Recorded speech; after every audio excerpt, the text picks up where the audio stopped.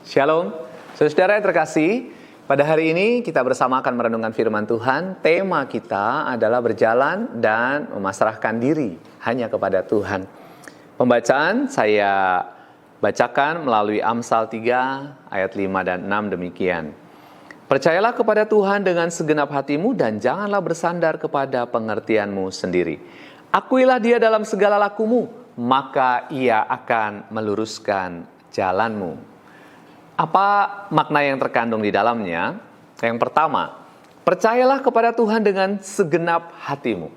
Dalam frasa ini, kesederhanaan diri muncul saat kita menyerahkan totalitas hati kita kepada Tuhan, mengesampingkan rasa percaya diri yang berlebihan atau ketergantungan pada kemampuan diri kita sendiri, apalagi kesombongan. Itu nggak laku di hadapan Tuhan. Kita boleh bangga dengan hasil perjuangan kita, tapi sombong itu sebuah kejatuhan.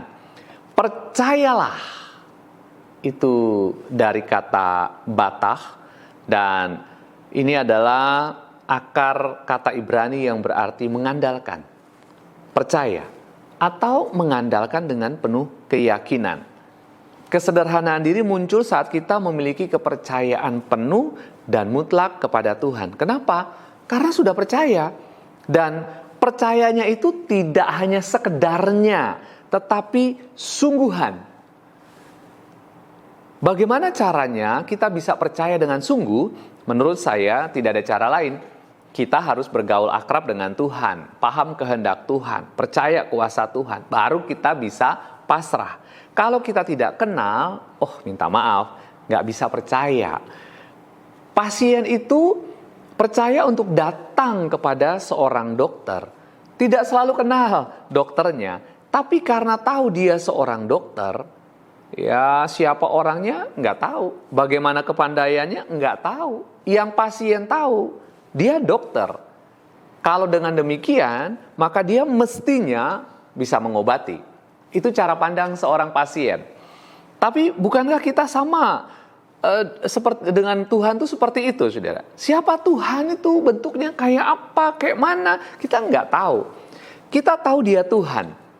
Kalau Dia Tuhan, maka mestinya mampu menunjukkan kuasa dan mengatur yang paling baik untuk manusia. Lebih dahsyat lagi kalau kita naik pesawat, saudara. Mana ada yang kenalan sama pilotnya lebih dulu? Nggak ada. Masuk kabin ke tempat pilot, itu aja nggak boleh. Kita nggak tahu siapa orangnya, tapi kita percayakan nyawa kita kepada sang pilot. Kenapa? Kepada Tuhan sangat sulit. Maka percaya adalah hal paling mendasar yang harus kita pahami dengan baik. Segenap hatimu, ini artinya dengan seluruh hatimu. Dalam konteks ini, hati itu kan menjadi pusat dari perasaan, pemikiran, ataupun kehendak. Kesederhanaan itu berarti kesediaan untuk menyerahkan diri kita kepada Tuhan apapun yang terjadi. Kita yakin Tuhan pasti menjaga, Tuhan pasti memberikan yang terbaik. Kalau kita mau melibatkan Tuhan, maka semua pusat kehidupan kita adalah Tuhan. Yang kedua, janganlah bersandar kepada pengertianmu sendiri. Janganlah bersandar, bergantung. Itu menunjukkan larangan untuk tidak bergantung pada kekuatan atau pengertian pribadi kita. Perhatikan bahwa ini sebuah larangan.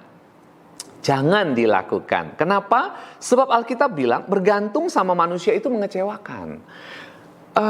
Bergantung pada diri sendiri apalagi mudah sekali dijatuhkan. Akibatnya bukan hanya kejatuhan diri, tetapi di dalamnya bisa ada rasa malu, juga membuat orang menjadi tidak percaya kepada kita. Jangan mengandalkan diri sendiri. Lalu kita diingatkan bahwa kesederhanaan hati kita, kesediaan hati kita untuk melibatkan Allah itu berarti dengan sadar kita akan mencari hikmat Tuhan. Dan kita akan mengandalkan Tuhan dalam perjalanan hidup kita. Rancangannya mungkin kita nggak paham, tapi kita tahu itu pasti baik. Walaupun kita nggak tahu ada apa, kita mau menyerahkan dan mengandalkan Tuhan saja dalam hidup kita. Yang ketiga, akuilah Dia dalam segala lakumu. Akuilah Dia. Yada berarti mengenal, mengakui, atau menghargai. Sebenarnya ini adalah sebuah pengakuan aktif dan dilakukan dengan sadar bahwa Tuhan hadir dalam semua aspek kehidupan manusia. Tindakan aktif untuk melibatkan Allah dengan sadar. Ada sebuah lagu yang mengatakan, aku percaya Tuhanku ajaib, Kau turun tangan memulihkanku. Aku percaya Tuhanku dahsyat, Kau turun tangan memberkatiku. Mengakui Tuhan berarti dengan sadar, dengan konsisten, ingat bahwa Tuhan itu ada. Orang Yahudi punya bagian peralatan ibadah yang cukup menonjol adalah mezuzah dan tefilim. Diikat di tangan, diikat di dahi, begitu ya, serta pintu rumah. Isinya apa? Isinya itu dia berbentuk kotak-kotak yang diikat begitu. Isinya adalah ayat-ayat Alkitab. Jadi mereka mau ngapain, mereka mau kemana, melakukan apapun, berpikir, keluar rumah, masuk rumah, itu semua mereka berjumpa dan melakukannya bersama dengan firman Tuhan.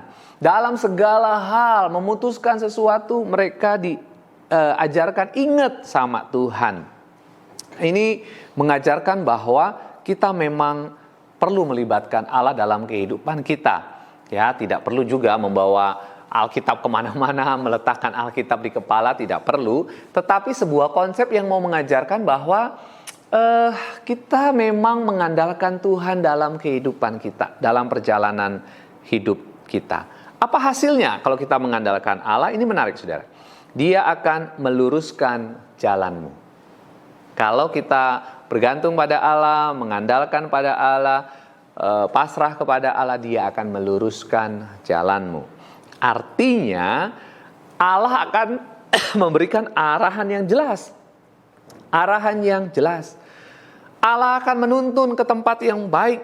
Walaupun itu dirasa tidak menyenangkan, tetapi ada jalan keluar yang terbaik. Arahannya jelas.